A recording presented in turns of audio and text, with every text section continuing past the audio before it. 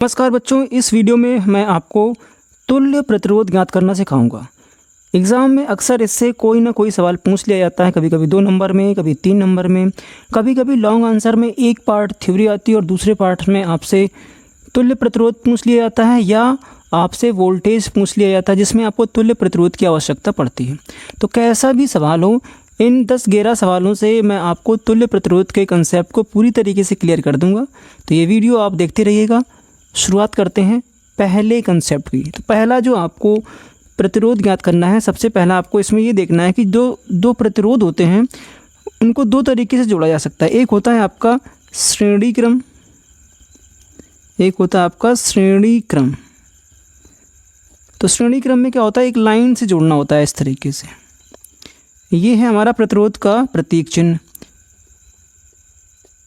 तो अगर ये R1 है और अगर ये R2 है तो इनका तुल्य प्रतिरोध जो होगा R डैश बराबर हो जाएगा R1 प्लस R2।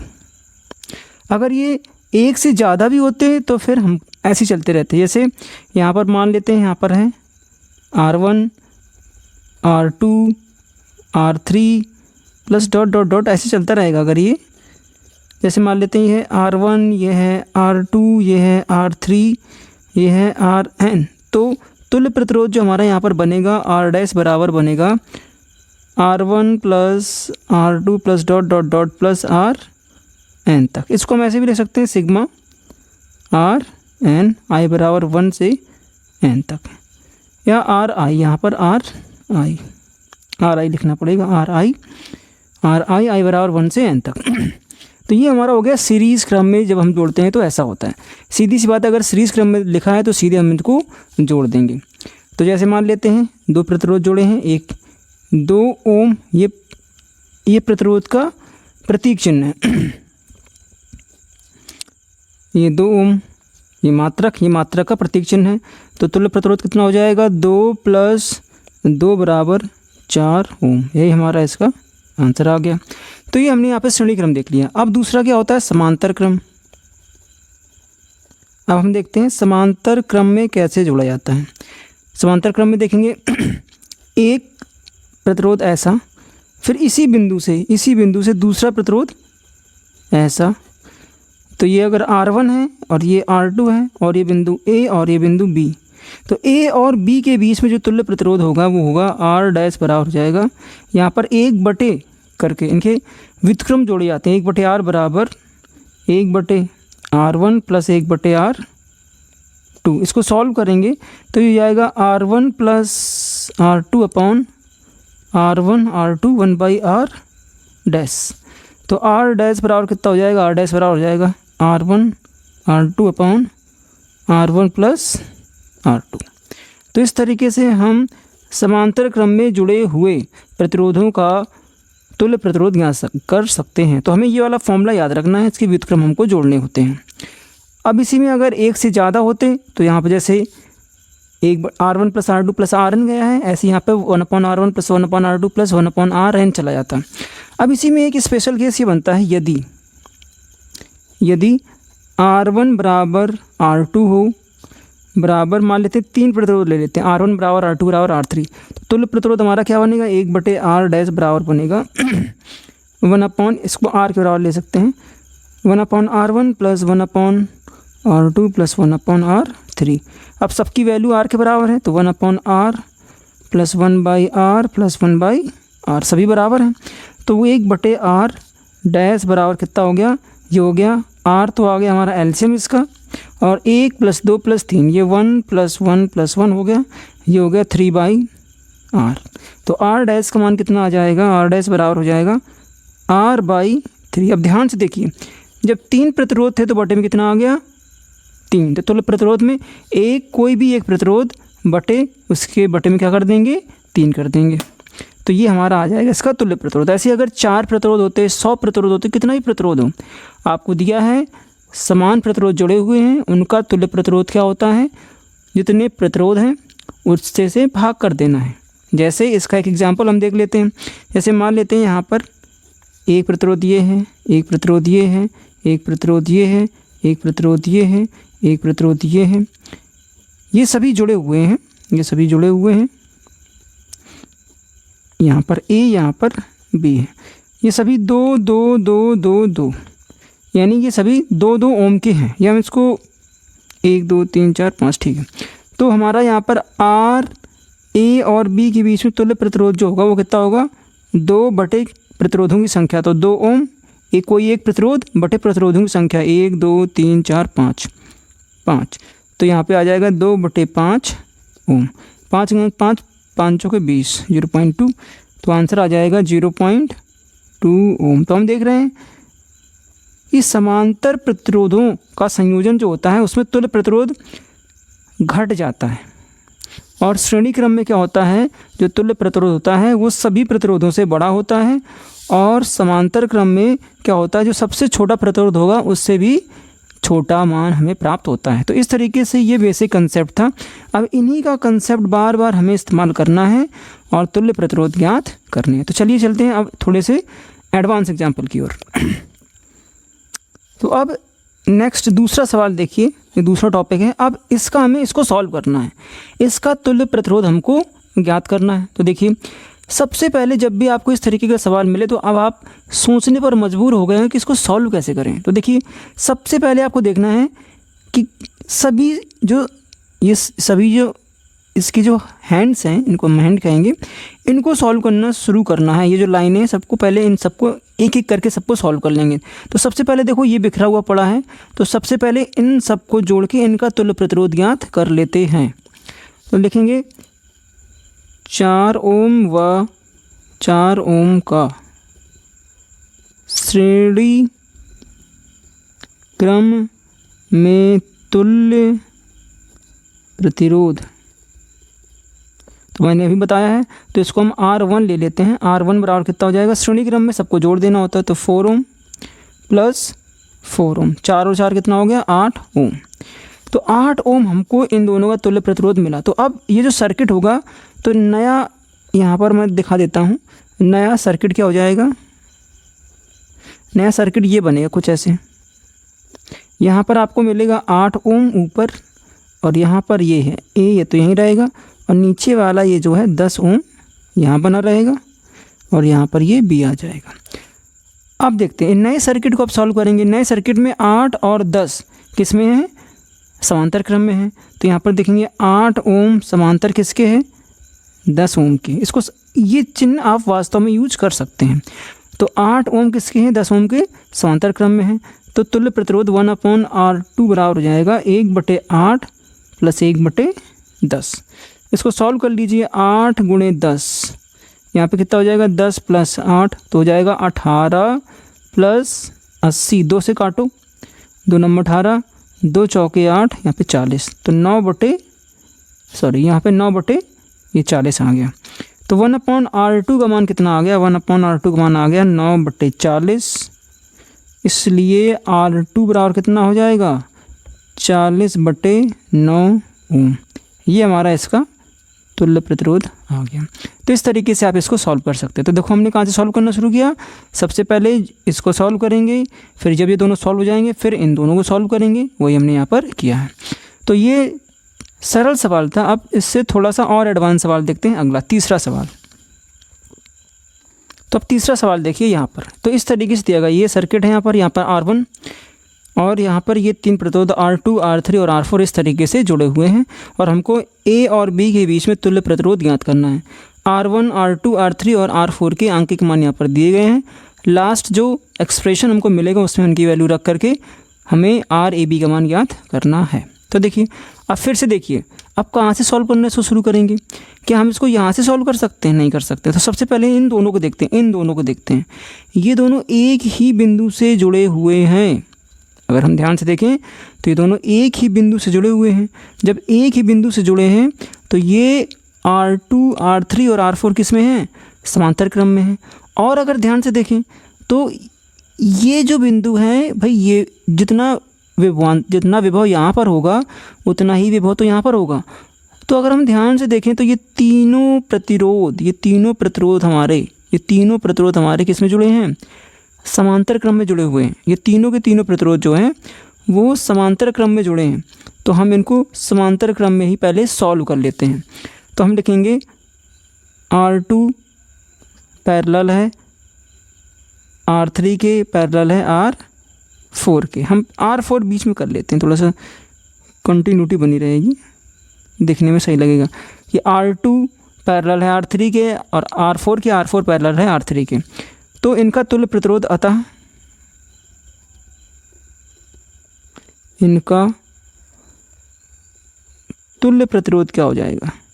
बस ऐसी ही शुरुआत करनी होती है हमको, ऐसे ही देखना होता है। सबसे पहले कहाँ से सॉल्व कर सकते हैं, सबसे पहले इनको सॉल्व कर दिया तो कितना आ गया 1/, यहाँ पर ले लेते हैं R डैश, मान लो R डैश बराबर कितना हो जाएगा 1/R2 समांतर क्रम में है, प्लस 1/R4 प्लस 1/R3। अब देखो अगर इसको ऐसे सॉल्व करेंगे तो बहुत ज़्यादा हमको दिक्कत हो जाएगी। हम इसको पहले क्या करते हैं, वैल्यू रख के इसको पहले सॉल्व कर लेते हैं। तो 1/R2 का मान कितना है 50, प्लस R4 का मान कितना है 75, प्लस R3 का मान कितना है 50।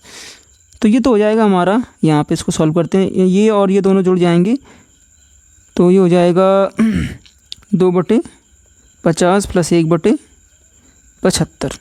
अब इनका एलसीएम अगर हम लेंगे तो कितना आ जाएगा, इनका एलसीएम जो होगा हमारा वो होगा, देखो यहाँ पे 5 और 75 बराबर कितना हो जाएगा, 75 बराबर हो जाएगा 15 × 5 बराबर 5 × 5 × 3, और 50 का हो जाएगा 5 × 5 25 दूनी 50। तो ये दोनों तो कॉमन है ही, और 6 और इसमें आ गया 25 × 6, तो 25 × 6 एलसीएम आ जाएगा 25 दूनी 50,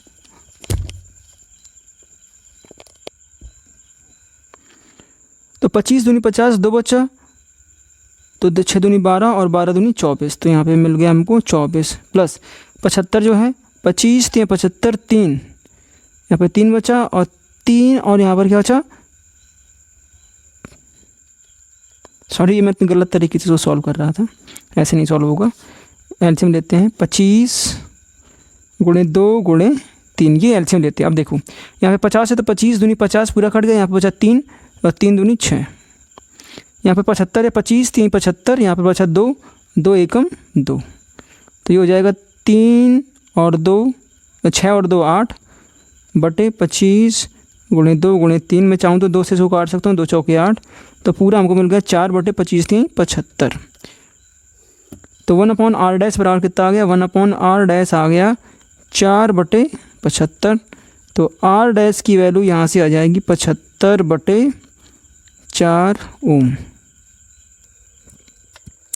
अब R डैश का मान हमको मिल चुका है, तो अब हमारा जो सर्किट बनेगा वो कैसा बनेगा, देखो इस सर्किट को बनाते हैं।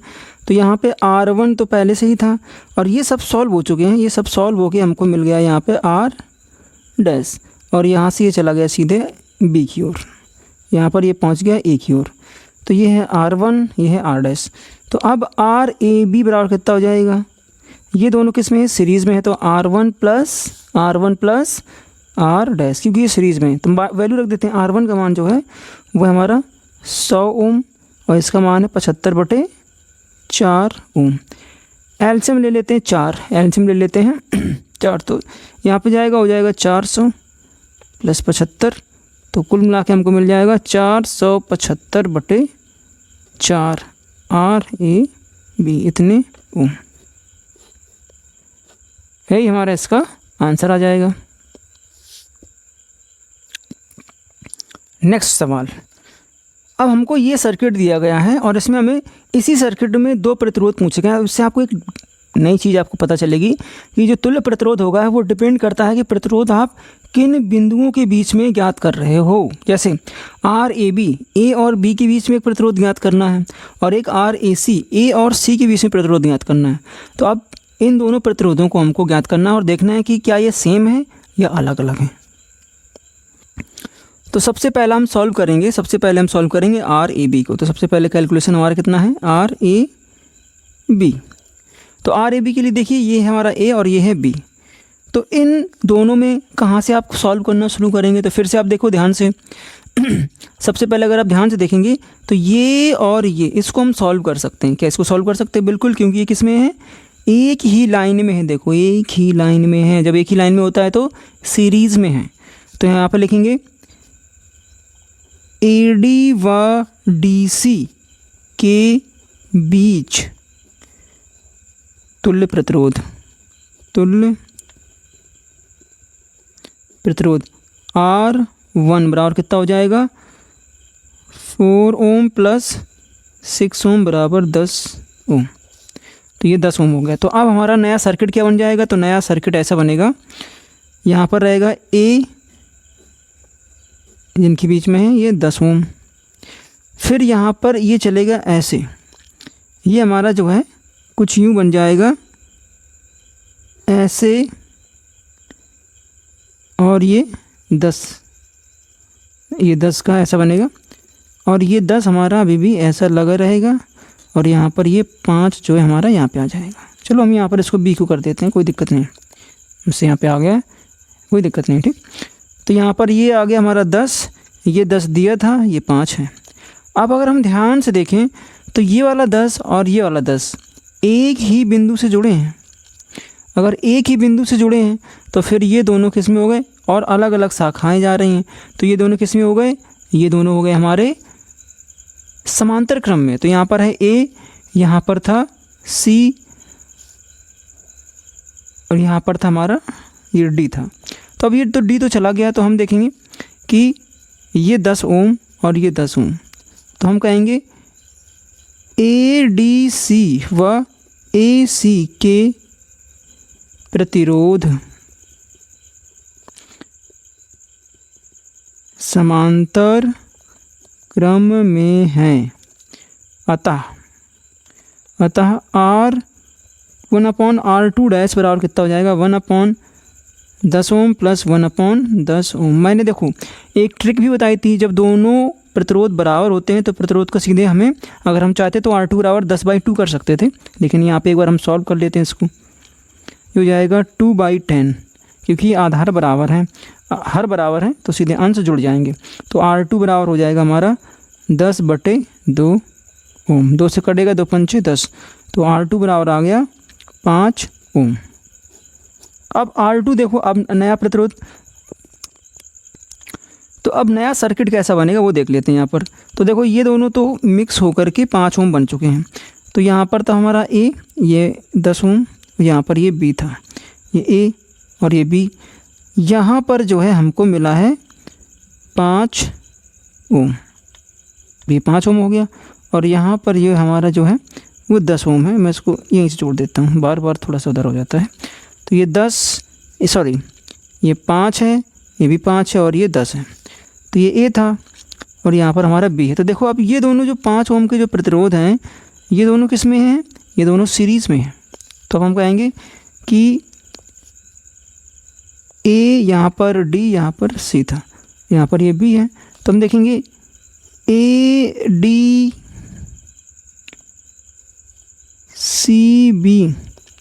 के प्रतिरोध श्रेणी क्रम में है, श्रेणी क्रम में है।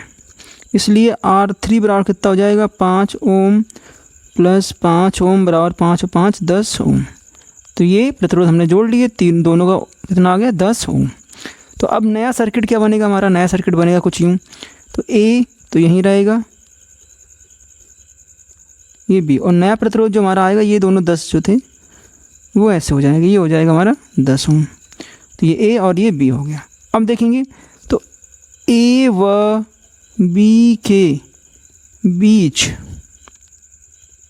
तुल्य प्रतिरोध, अब क्या होगा तुल्य प्रतिरोध, ये भी 10, तो R AB जो होगा वो क्या होगा 10 ओम समांतर 10 ओम। ये दोनों किस में, समांतर क्रम में हैं। और जब भी मैंने बता रखा, जब दो समांतर क्रम में समान प्रतिरोध जुड़े होते हैं तो तुल्य प्रतिरोध कितना हो जाता है, एक प्रतिरोध बटे प्रतिरोधों की संख्या। 2 प्रतिरोध हैं तो 2 पंचे 10। तो RAB बराबर हो जाएगा हमारा 5 ओम। तो ये हमारा हो गया हमारा फाइनल आंसर। तो 5 ओम होगा ए और बी के बीच में तुल्य प्रतिरोध। तो इस तरीके से हमने इसको ए बी के बीच में सॉल्व कर लिया है। अब हमें सॉल्व करना है इसको ए सी के बीच में। तो चलिए सॉल्व करते हैं फिर ए सी के बीच में इसको। एक बार पुनः इस चित्र को दूसरी साइड बना लेते हैं। तो देखिए यहाँ पर आर ए सी कैलकुलेट करना। अब हमको ए और सी के बीच में प्रतिरोध ज्ञात करना है। तो ये तो बहुत ही सिंपल हो गया, ध्यान से देखो। अब हम इसमें क्या करेंगे, ए और सी के बीच में देखेंगे 3 शाखाएं, यहाँ पर एक शाखा ये, एक शाखा ये और एक शाखा ये। अगर एक ही बिंदु से 3 शाखाएं निकली हैं तो तीनों शाखाएं समांतर क्रम में होंगी कि नहीं होंगी? बिल्कुल सही बात। लेकिन ये वाली जो शाखा है इसमें 2 अलग अलग प्रतिरोध हैं, ये वाली जो शाखा है इसमें भी 2 अलग अलग प्रतिरोध हैं। तो क्या करेंगे, सबसे पहले हम ए डी सी शाखा और ए बी सी शाखा को सॉल्व कर लेते हैं। तो देखेंगे ए डी सी शाखा का तुल्य प्रतिरोध R1 बराबर कितना हो जाएगा, 4 ओम प्लस 6 ओम, क्योंकि ये श्रेणी क्रम में है तो हो जाएगा 10 ओम। फिर ए बी सी शाखा का तुल्य प्रतिरोध R2 बराबर कितना हो जाएगा, R2 मान लिया इसको 10 ओम प्लस 5 ओम, कितना हो जाएगा 15 ओम। 5 और 10 और 5 15 ओम। तो अब नया जो सर्किट बनेगा हमारा कुछ ऐसा बनेगा। यहाँ पर ए है, ये 10 ओम है, ये सी है।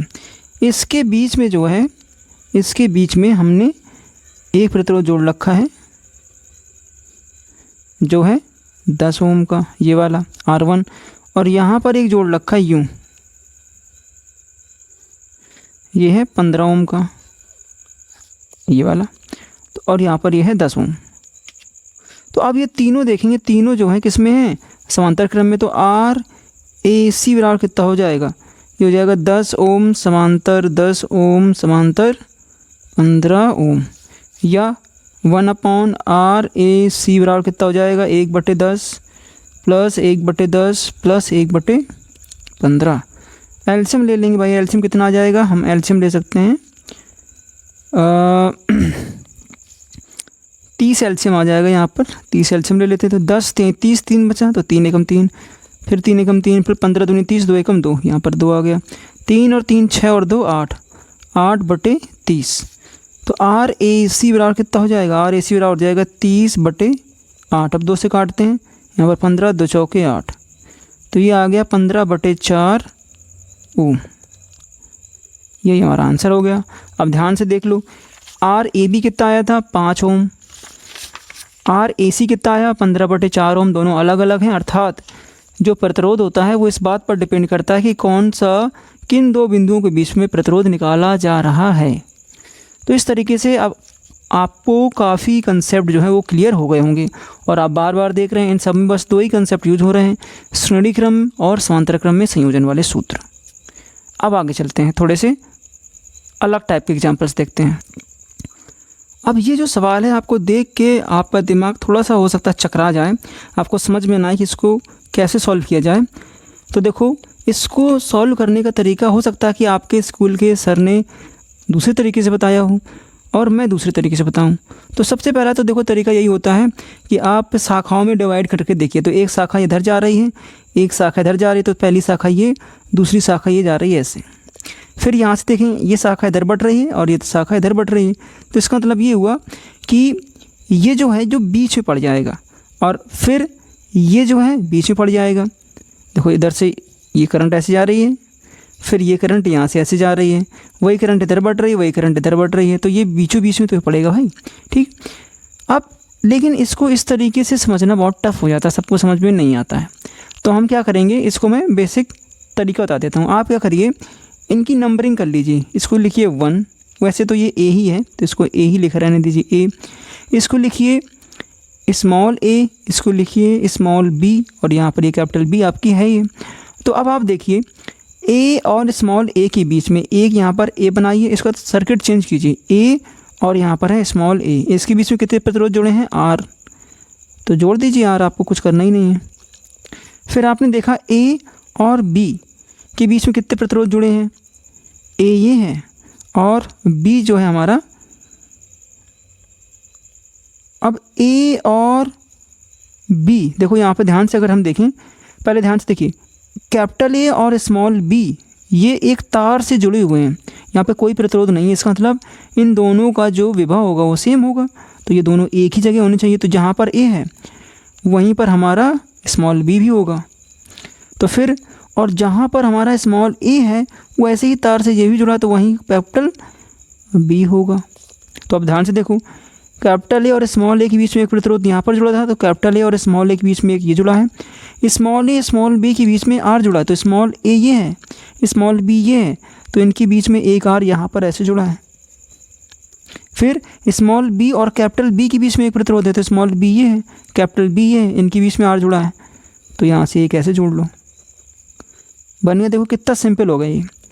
आर आर आर, ए और बी के बीच में प्रतिरोध ज्ञात करना था। ए यहाँ पर है और बी यहाँ पर है, तीनों सेम सेम है, तो प्रतिरोध 1/r(a)(b) बराबर कितना हो जाएगा, समांतर में 1/r plus 1/r plus 1/r बराबर 3/r। तो r(a)(b) बराबर हो जाएगा r/3। बस आंसर आ गया हमारा। तो इस तरीके से हम इसको कर सकते हैं।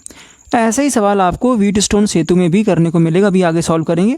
तो बस आपको ये कंसेप्ट समझ लेना है कि अगर यहाँ पर कोई प्रतिरोध नहीं जुड़ा है तो ये और ये सेम पोटेंशियल पर होते हैं, तो इसलिए इनको सेम पॉइंट पर रखा जाएगा। देखो यहाँ पर ये और ये सेम पॉइंट पर। पांचवा सवाल ये हो गया।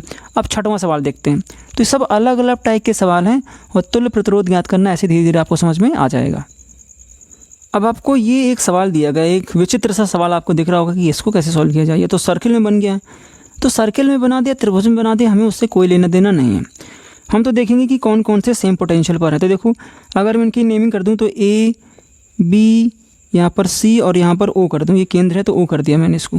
तो देखेंगे अगर ए और बी देखें एक ही तार से जुड़े हैं क्या, बिल्कुल जुड़े हैं, तो ये तो दोनों सेम पोटेंशियल पर हो गए। तो इनको तो हम अगर सेम पोटेंशियल पर हैं तो ये जोड़ देंगे एक साथ, तो फिर ये 5 और ये 5 तो समांतर क्रम में हो गया। ठीक, तो हम ये कहेंगे कि ओ ए व ओ बी के प्रतिरोध समांतर क्रम में हैं, इसलिए R1 1/R1 बराबर कितना हो जाएगा 1/5 + 1/5। वैसे ही बता चुका हूँ, समान जब प्रतिरोध समांतर क्रम में जुड़े होते हैं तो एक प्रतिरोध बटे प्रतिरोधों की संख्या, तो ये हो जाएगा 2/5। तो R1 बराबर हो जाएगा 5/2। 5/2 का मान होता है 2.5 ओम। तो ये जो हो गया हमारा कितना हो गया 2.5। तो इसका मैं चित्र बना लेता हूँ यहाँ पर जल्दी से। ये ए ये बी, इन दोनों को जोड़ के हमने 2.5 बना लिया है। 2.5, फिर यहाँ से ये केंद्र है, फिर 2.5 यहाँ पर पहुँच गया है और यहाँ पर ये 5 ओम हो गया है। आप देखेंगे यहाँ पर ये बी है और यहाँ पर ये सी है, और बी और सी के बीच में जो प्रतिरोध हैं वो किस में है, श्रेणी क्रम में है। तो अब देखेंगे बी ओ सी के प्रतिरोध श्रेणी क्रम में है, श्रेणी क्रम में है।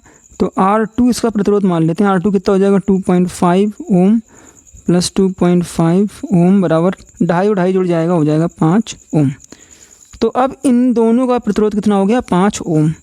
तो अब अगला चित्र कैसा बनेगा, अगला चित्र हमारा बनेगा यूँ, यहाँ पर ए यहाँ पर बी, ये हो गया हमारा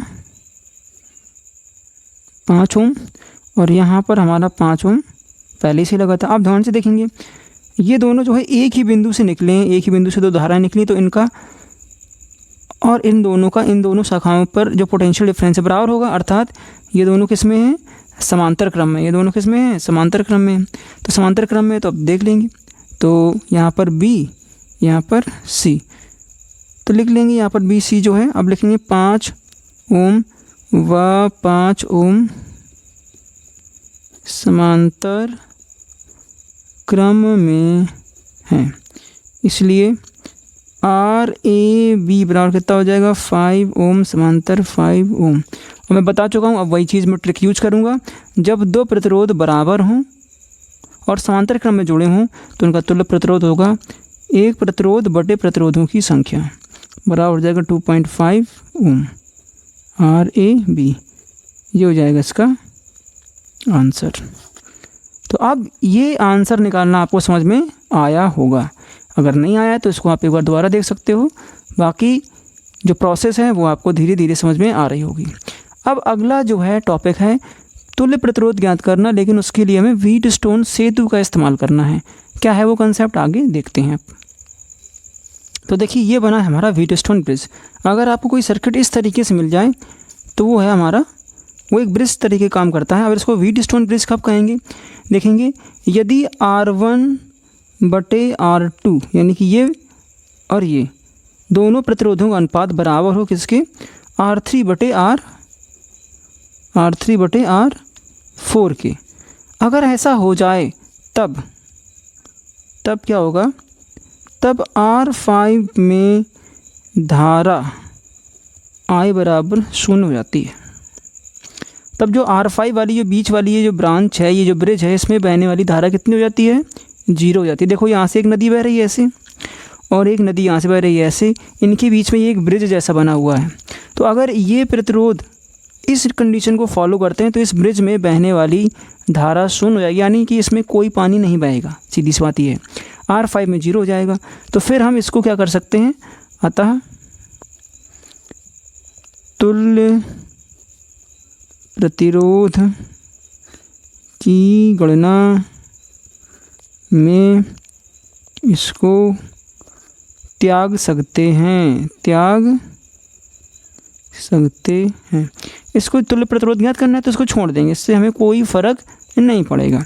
तो बस ये हमको याद रखना है, R1/R2 बराबर R3/R4 अगर हो जाए तो फिर हम इस वाले को छोड़ देंगे, और जैसे ही छोड़ेंगे तो फिर बस सीधे से ये दोनों सीरीज़ में दोनों को निकालेंगे, फिर समांतर में हो जाएगा, सॉल्व कर देंगे। तो इस तरीके से हमको हमारा आंसर मिल जाया करेगा। तो चलिए इसके कुछ एग्जाम्पल सॉल्व करते हैं और इस कंसेप्ट को और मजबूत बनाते हैं। तो देखिए पहला एग्जाम्पल व्हीटस्टोन का ये है। तो देखिए यहाँ पर ये दो धाराएं यहाँ से आ रही हैं, ऐसे फिर ऐसे, और बीच में ये हमारा ब्रिज बना हुआ है। तो देखेंगे अगर तो ये बटे ये बराबर अगर ये बटे ये हो जाए तो फिर इसमें बहने वाली धारा क्या हो जाएगी, 0। तो यहाँ देखेंगे इसको नाम हम कर लेते हैं, यहाँ पर ये ए है और ये बी है, यहाँ पर इसको स्मॉल ए और यहाँ पर स्मॉल बी कर लेते हैं। तो देखें इसको भी हम ए कह सकते हैं और इसको यहाँ पर बी कह सकते हैं। तो RA बटे RA स्मॉल बी बराबर कितना है, R/R। R से R कट गया, आंसर आ गया 1। ऐसी इनमें बहने वाली जो प्रतिरोध हैं वो A/B बटे RB/B बराबर कितना होगा, यहाँ पर है R बटे यहाँ पर कितना है R, ये से ये कट गया, बराबर आंसर कितना आ गया ये। अर्थात RAA बटे RAB बराबर हो जाएगा RAB बटे R स्मॉल B/B। तो ये तो हमारा व्हीटस्टोन होगा कि ये बटे ये बराबर ये बटे ये है। तो ये व्हीटस्टोन सेतु की कंडीशन लागू होती है, अगर लागू होती है, इसलिए AB में बहने वाली धारा I बराबर 0, अतः AB शाखा को त्याग सकते हैं। तो त्याग देते हैं यहाँ पर, तो क्या बन जाएगा हमारा, ये बनेगा A, यहाँ पे बनेगा R, यहाँ पर बनेगा R, फिर यहाँ से ये R, यहाँ से ये R और यहाँ पर ये B, ये R, ये R, ये R और ये R।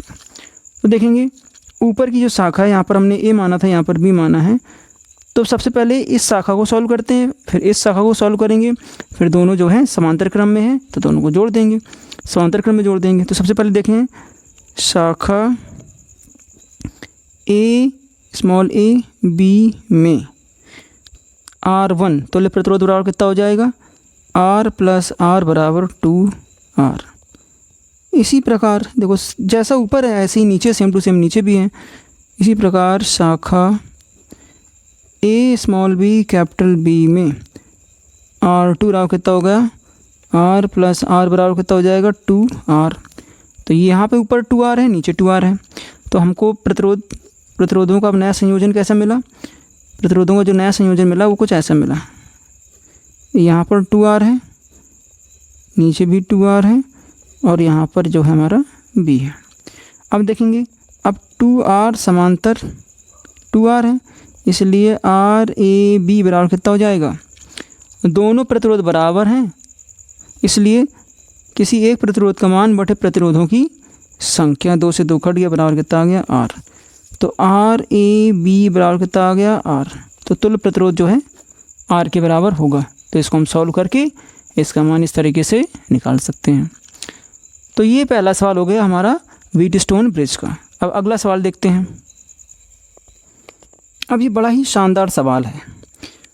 इसका एक छोटा सा नमूना हमने पहले देखा था कि इसका तुल्य पहले सर्किट कैसे बनाएंगे और फिर इसको सॉल्व करेंगे। तो देखिए अगर आप इस सर्किट को रट ही लीजिए, अगर इस तरीके का कभी मिले तो आपको सीधे इसको व्हीटस्टोन सेतु के रूप में बना देना है। देखो ये दोनों एक ही शाखा की हैं, ये दोनों दूसरी शाखा की हैं और ये बीच का है।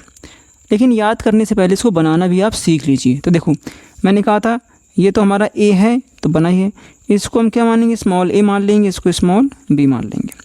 अब हमें थोड़ा सा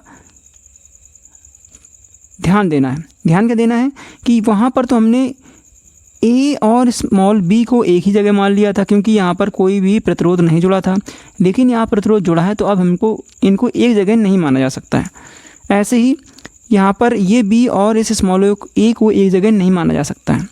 ए और बी के बीच में ये प्रतिरोध यहाँ पर जुड़ा हुआ है, तो हम यहाँ पर शुरू करेंगे ए से। तो देखो ए से करते हैं, ए से और एक बी यहाँ पर मान लेते हैं। तो सबसे पहले ए और स्मॉल ए देखते हैं, ए और स्मॉल ए यहाँ पर है, तो ए और स्मॉल ए के बीच में 5 हमने जोड़ रखा है, तो जोड़ देते हैं 5। तो यहाँ पर हमने इसमें 5 जोड़ दिया। अब ए और बी के बीच में, अब ए और बी, अब बी यहाँ पर कहीं ले लेना है, मान लेते हैं बी हम कहीं यहाँ पर ले लेते हैं, हमने बी यहाँ ले लिया। अब ए और बी के बीच में देखो ये 10 जोड़ा है, तो इसको यहाँ से 10 जोड़ देंगे। आप अपने हिसाब से इसको बनाते जाइए, 10 जोड़ दिया। अब फिर देखिए ए और स्मॉल बी के बीच में एक यहाँ पर ये जुड़ा है 10 का देखिए आपने यहाँ पर जोड़ दिया।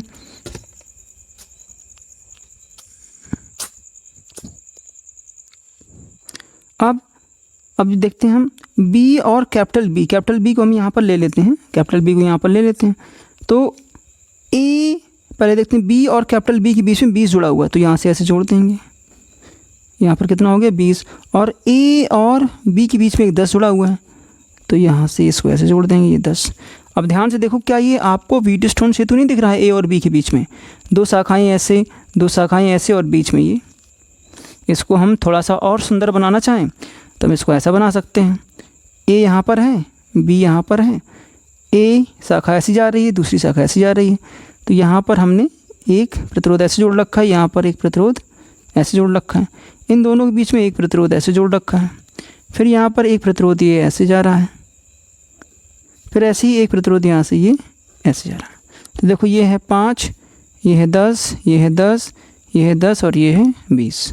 अब हमें क्या करना है, देखना है कि इसमें व्हीटस्टोन सेतु कंडीशन लागू होती है कि नहीं लागू होती। तो ये ए, ये स्मॉल ए, ये बी और ये बी। तो हमने देखा कि आर ए बटे आर ए स्मॉल बी बराबर कितना है 5/10, 5 × 5, 5 दूनी 10 बराबर 1/2, तथा आर ए कैपिटल बी बटे आर बी कैपिटल बी बराबर कितना हो जाएगा 10/20। आर ए कैपिटल बी बटे आर बी कैपिटल बी बराबर कितना, 0 से 0 कट गया, 1/, अरे आपको दिखा ही नहीं, तो फिर से बता देता हूँ, आर ए बी बटे आर बी बी बराबर कितना हो गया, यहाँ पर ये 10 और यहाँ पर ये 20 कट गया, तो 1/2 आ गया। तो देखो ये दोनों जो हैं इनका रेशियो बराबर है, इनका रेशियो बराबर है। इसका मतलब क्या हो गया कि आर ए बटे आर ए बी बराबर कितना हो गया, आर ए बी बटे आर बी कैपिटल बी। तो ये तो व्हीट स्टोन हो गया, ये हो गया हमारा व्हीट स्टोन ब्रिज। या इसको हम ऐसे भी कर सकते हैं, संतुलित व्हीट स्टोन ब्रिज है। अगर ऐसा है तो फिर हम क्या कर सकते हैं, अतः ए बी के 10 ओम को त्याग सकते हैं। बस त्याग दीजिए तो नया सर्किट क्या बन जाएगा हमारे पास, ऐसे ऐसे ऐसे ऐसे, यहाँ पर ये ए, यहाँ पर ये बी, ये 5 और ये 10, ये 10 और ये 20। तो पहला क्या हो जाएगा, यहाँ पर ए, यहाँ पर बी। तो आर ए बी का तुल्य प्रतिरोध कितना हो जाएगा, तुल्य प्रतिरोध R1 बराबर कितना हो जाएगा, 5 + 10 बराबर हो जाएगा आपका 15 ओम। आर ए बी नहीं, यहाँ पर कैपिटल ए होना चाहिए था, कैपिटल ए बी। फिर A small B capital B का तुल्य प्रतिरोध कितना हो जाएगा, R2 बराबर हो जाएगा 10 + 20, 20 ये 30 हो गया। अब देखो इस तरीके से बन जाएगा हमारा, तो ऐसे और ऐसे। तो यहाँ पे R1, यहाँ पे R2, यहाँ पर ये A है, यहाँ पर ये B है, तथा R1 समांतर है किसके, R2 के। तो आर ए बी बराबर कितना हो जाएगा, R1 × R2 बटे R1 + R2। ये कुछ और नहीं है, ये 1/R ए बी बराबर हम देखा करते थे 1/R1 + 1/R2। इसको सॉल्व करेंगे तो यही आ जाएगा, एलसीएम लेंगे तो ये आ जाएगा, उल्टा कर देंगे उसको। तो बस वैल्यू रख देते हैं। R1 का मान कितना है 15, R2 का मान 30, 15 + 30, तो 15 × 30 बटे 15 + 30 45, 15 × 3 45, 30 दाम 30 बराबर 10 ओम। तो इस तरीके से इसका जो तुल्य प्रतिरोध होगा वो कितना होगा, 10 ओम। तो अब आपने एक दूसरा और ये टफ व्हीटस्टोन सेतु का जो तुल्य प्रतिरोध है वो ज्ञात कर लिया है। अब चलिए देखो व्हीटस्टोन सेतु का एक बड़ा ही सुंदर सा एग्जाम्पल हम यहाँ पर देखते हैं। तो आप सोच रहे होंगे ये व्हीटस्टोन सेतु कैसे है। इसमें दिया गया कि एक संतुलित व्हीटस्टोन सेतु है, तो x का मान ज्ञात कीजिए। तो देखो B और C के बीच में, देखो B और C के 2 शाखाएं क्या ऐसे निकल रही हैं, यहाँ से भी 2 शाखाएं ऐसे निकल रही हैं। ये बीच का सेतु पड़ गया, देखो है सेतु, अब आपको दिख गया होगा। ये जो है ये 2 शाखाएं हैं, ये 2 शाखाएं हैं और ये बीच का सेतु है। तो हमें x का मान यहाँ पर ज्ञात करना है। तो ये संतुलित व्हीटस्टोन सेतु के लिए तो हम लिखेंगे संतुलित व्हीटस्टोन, यहाँ पे वाह बनाया जाता है, ये बा हो जाता है, स्टोन सेतु के लिए कितना हो जाएगा, 2/3 बराबर 4/x होता है। 2 या हम एक बार थोड़ा सा और थोड़ा भाषा लिख देते हैं, RAB बटे RBO बराबर RAC बटे RCO, RAB बटे RBO बराबर RAC बटे RCO। तो AB कितना है, ये 2/3 बराबर हो जाएगा 4/x। तो क्या चूड़ा कराएंगे तो ये हो जाएगा 2x बराबर हो जाएगा ये 4 × 3। तो x बराबर कितना हो जाएगा, x बराबर हो जाएगा 4 × 3/2, 2 दूनी 4, 2 3 6, x बराबर आ जाएगा 6 ओम। बस ये हमारा आंसर आ गया। ये इसका क्या हो गया, हमें यहाँ पर ज्ञात करना था, यहाँ पर तुल्य प्रतिरोध नहीं ज्ञात करना था, यहाँ पर हमें x का मान ज्ञात करना था। तो ये भी हम ज्ञात कर सकते हैं। अब देखिए ये जो सवाल है 2022 या 23 में यूपी बोर्ड में पूछा गया, उसमें तो वैसे इसमें धारा वगैरह पूछी गई थी, लेकिन इसमें उसको निकालने के लिए सबसे पहले हमको इसमें तुल्य प्रतिरोध ज्ञात करना होता है। तो अब इस सर्किट का हमें तुल्य प्रतिरोध जो है ज्ञात करना है। तो अब इसको सॉल्व करने के लिए आप देखो, सबसे पहले यहाँ से एक धारा ऐसी आ रही है, यहाँ से एक धारा ऐसे आ रही है, ऐसे प्रवेश कर रही है। जो भी धारा प्रवेश कर रही है यहाँ पर 10 ओम है तो प्रवेश कर रही है, जितनी धारा यहाँ जा रही है उतनी धारा इधर भी जा रही होगी, जितनी धारा इधर जा रही है उतनी धारा इधर जा रही है। तो फिर देखो ये 2 है, ये 2 है, इनका अनुपात कितना आएगा 1, ये 2 है और ये 2 है, इनका अनुपात कितना होगा 1। तो ये वाला जो बीच का जो प्रतिरोध पड़ रहा है, ये सेतु है, इसमें कोई धारा प्रवाहित नहीं होगी, तो इसको हम छोड़ सकते हैं। अब ऐसे ही इसको भी हम देख लेते हैं। यहाँ पर ये जितनी धारा इधर जा रही है इतनी धारा इधर जा रही है, तो ये 2 और 2 का अनुपात 1, 2 और 2 का अनुपात 1, तो फिर इसमें भी कोई धारा नहीं बहेगी। तो ये भी कैसा हो जाएगा, व्हीटस्टोन सेतु बन जाएगा। तो यहाँ पर इसका नाम लिख सकते हैं ए, बी और यहाँ पर ई और एफ। तो लिखेंगे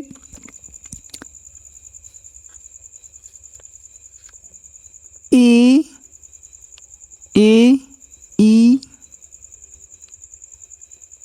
एफ, बी, ए, ई, एफ, बी, ए में 10 ओम में कोई धारा प्रवाहित नहीं होगी, क्योंकि यह एक संतुलित व्हीटस्टोन सेतु है। तो इसको छोड़ देंगे। इसी प्रकार ई एफ वाले 10 ओम को भी त्याग सकते हैं, तो त्याग देंगे। अतः नया परिपथ कुछ हमारा इस तरीके से बन जाएगा। देखो ये नया परिपथ बनाते हैं, 2 ओम 2 ओम 2 ओम, नीचे भी देखेंगे 2 ओम 2 ओम 2 ओम, यहाँ पर ए, यहाँ पर बी, ये 2 ये 2 ये 2 ये 2 ये 2 ये 2। तो तुल्य प्रतिरोध क्या हो जाएगा, तो यहाँ पर हम देखेंगे ऊपर की धारा है, इसको हम जो है यहाँ पर था ए, यहाँ पर था ई, यहाँ पर था बी और यहाँ पर था एफ। तो आर, तो सॉरी यहाँ पर देखेंगे ए ई बी का कुल प्रतिरोध। वैसे मैं इतनी भाषा इसलिए लिख रहा हूँ ताकि आपको समझ में आए, बाकी आप चाहते तो डायरेक्ट लिख सकते थे।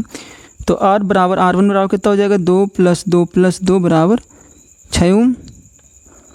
इसी प्रकार ए बी एफ बी का कुल प्रतिरोध R2 बराबर 2 + 2 + 2 बराबर 6 ओम। तो नया परिपथ क्या बन जाएगा, नया परिपथ बनेगा हमारा, नया परिपथ कैसा दिखेगा, अब कुछ हमारा ऐसा दिखेगा। यहाँ पर 6 ओम, यहाँ पर 6 ओम, ये 6 और ये 6 और ये बी और यहाँ पर ए। अब 6 और 6 कितना हो जाएगा, तो आर ए बी बराबर कितना हो जाएगा, मैंने बता रखा है जब दोनों ही प्रतिरोध बराबर हों और समांतर क्रम में जुड़े हों तो प्रतिरोध का मान बटे प्रतिरोधों की संख्या, 2 1 1 2 3 6 बराबर 3 ओम। तो तुल्य प्रतिरोध जो हमारा हो जाएगा वो हो जाएगा 3 ओम और ये हमारा आंसर आ जाएगा। तो इस कॉम्प्लेक्स से दिखने वाले सर्किट का तुल्य प्रतिरोध कितना होगा, 3 ओम।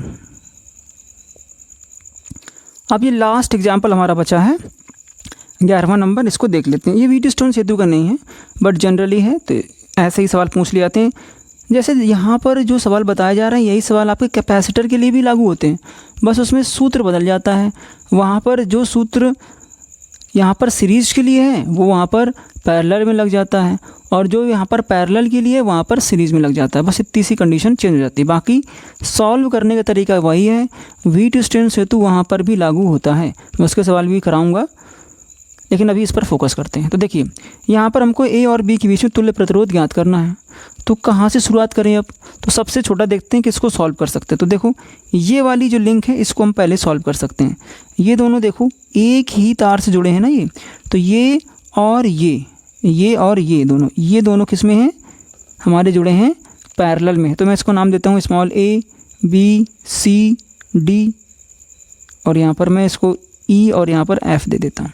ठीक, तो हम देखेंगे अगर एफ यहाँ पर जी ले लेते हैं, ठीक, तो हम देखेंगे कि R G D parallel R B C, ये दोनों हैं। ये सी यहाँ पर लिखने की जरूरत नहीं थी, यहाँ पर खुद ही कैपिटल बी है, हम तो कैपिटल बी लेते हैं, तो कैपिटल बी यहाँ पर ये जो है कैपिटल बी था। तो कितना हो जाएगा अगर ये समांतर हैं, तो मैं बता चुका हूँ। तो R1 बराबर कितना हो जाएगा, 2 समान प्रतिरोध जो हैं श्रेणी क्रम समांतर क्रम में जुड़े तो 10 बटे प्रतिरोधों की संख्या, यानी कि प्रतिरोध एक प्रतिरोध का मान बटे प्रतिरोधों की संख्या 2 पंचे 10 बराबर आ गया 5 ओम। तो फिर से हम नया सर्किट बना लेते हैं। नया सर्किट कैसा बनेगा, ये नया सर्किट आपको इसलिए बना के दिखा रहा हूँ ताकि आप इसको अच्छे से सॉल्व करना सीख जाएं। यहाँ पर ये बन गया हमारा, और ये अभी भी यहाँ से ऐसा रहेगा, यहाँ पर हमारा बी आ जाएगा। तो ये हमारा आ गया R1 बराबर कितना आ गया 5 ओम, ये 10 ओम, ये 10 और ये 10, यहाँ पर ए। आप क्या सॉल्व कर सकते हैं, तो अब हम इन दोनों को सॉल्व कर सकते हैं। तो अब देखेंगे ये जो था यहाँ पर ए था, यहाँ पर था हमारा बी। तो आर ए बी व R1 श्रेणी क्रम में हैं। बस आपको लाइन से सॉल्व करते जाना, जो जो सॉल्व हो रहा है उसको सॉल्व करते जाना है। तो R2 बराबर कितना हो जाएगा 10 ओम प्लस 5 ओम बराबर 15 ओम। तो ये दोनों सॉल्व हो गए। तो नया सर्किट कैसा बनेगा, ये 10 ओम, ये दोनों सॉल्व हो चुके हैं, ये हो गया 15 ओम बराबर R2 बराबर ये 10 ओम, और यहाँ पर जुड़ा है हमारा, ये यहाँ पर जुड़ा है 10 ओम, और यहाँ पर हमारा बी। ये था हमारा ए, यहाँ पर था बी, यहाँ पर ये जो भी है एफ और ई है। आप किसको किसको सॉल्व कर सकते हैं, आपके दिमाग में आ ही गया होगा। इन दोनों को सॉल्व कर सकते हैं, ये दोनों किस में हैं, पैरेलल में हैं। तो हम देखेंगे आर ए कैपिटल बी समांतर है किसके, आर एफ ई के। तो 1/R3 बराबर कितना हो जाएगा 1/10 प्लस 1/15। एलसीएम ले लेंगे 30 आ जाएगा, 10 3 30 3 15 दूनी 30 2 3 2 5 बटे 30 5 5 5 6 के 30 बराबर 1/6 1/R3 के। तो R3 का मान कितना आ गया 6 ओम। अब सर्किट हमारा कैसा दिखेगा, अब सर्किट हमारा ऐसा दिखेगा, ये 10 ओम, और यहाँ पर इनको सॉल्व करके हमने निकाल लिया बी, और यहाँ पर ये हो गया 6 ओम और ये ई। तो तुल्य प्रतिरोध क्या हो गया, अब क्या हो जाएगा, तो आर ए बी बराबर हो जाएगा 10 ओम प्लस 6 ओम बराबर 16 ओम। ये हमारा आ जाएगा आंसर। तो इस तरीके से आप तुल्य प्रतिरोध ज्ञात कर सकते हैं। तो तुल्य प्रतिरोध ज्ञात करने के यूपी बोर्ड लेवल के जो भी सवाल थे वो मैंने आपको बता दिए हैं। इसी टाइप के सवाल आपसे पूछे जाएंगे, और अगर ये सवाल आपने अच्छे से समझ लिए हैं और आपको करना आ गया है तो आप बोर्ड के सवाल आराम से निकाल ले जाओगे।